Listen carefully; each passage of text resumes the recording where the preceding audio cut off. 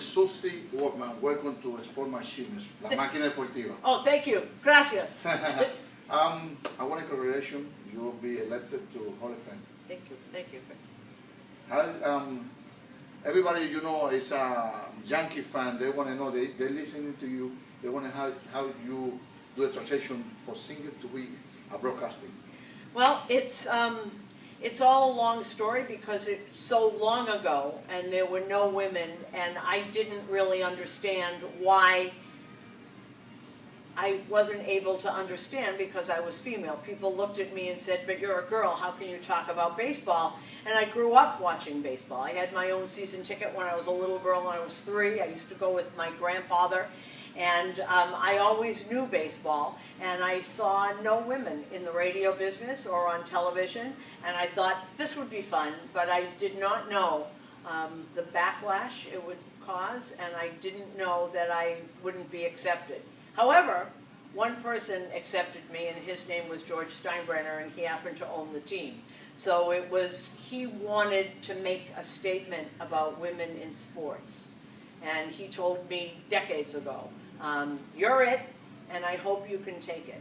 And it's been very tough, but now I think we've all come out the other side, and I'm accepted as a team broadcaster. I've been here a very long time now. When was the start? Was the first time you get the opportunity? Oh my goodness, it was 1987. I was the first voice on the brand new WFAN, which was the first all-sports station in New York and anywhere.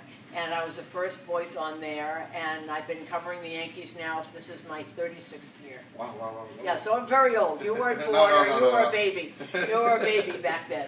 You had the opportunity to sing the anthem, the 86 and the 2014. 79 and 86. Well, I was in theater first. I was a Broadway singer and actress, and this is my second career. And I'll tell you a secret. Why I started singing the national anthem was that's how I got to go to ball games for free. And wherever I was, and if I was traveling in a road company of a Broadway show, I would call up and I'd say, hi, this is Suzyn Waldman, and I'm starring in Man of La Mancha or whatever it was. Do you need an anthem singer? And in the 70s, nobody realized it was a way to get on television. I just wanted to go to the ball games. And that's what I'd do, and I'd go and I'd sit there, and I'd sing the anthem, and I happened to be in Pittsburgh during the 1979 playoffs and World Series, and I got to sing in both the playoffs and the World Series in Pittsburgh. That was the We Are Family team.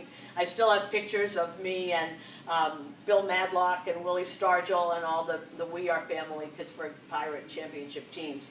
86 was the Red Sox that I grew up with. So, describe me where were John Sterling. John Sterling. I mean, John Sterling there's one of a kind. There's only one.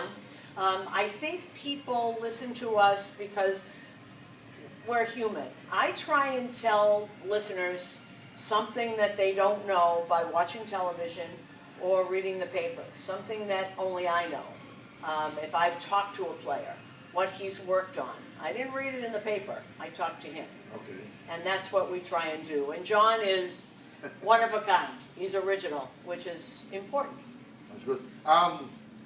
You had the opportunity to broadcasting with the Red Sox. What was it, 2019 or 18? Oh, no, I never broadcast with the Red Sox. I grew up in No, they say one day they switch. Yes, we switched because we're owned by the same company. We've done that a lot. I will switch places with whoever is doing it with Joe Castiglione, and I will go on with Joe Castiglione in Boston. So my family can hear me, and it's kind of interesting, the two of us. Joe Castiglione, who's been with the Red Sox for 40 years, grew up a Yankee fan in Connecticut. So the two of us sort of go back and forth, and so once a year we get to switch, and I get to do an inning of Red Sox-Yankees game. And you do something important. Stramberni and Yogi Berra, they was fighting, and you came and you bring it together. George Steinbrenner. See, I didn't know Yogi, but I knew that George wanted to make up with Yogi.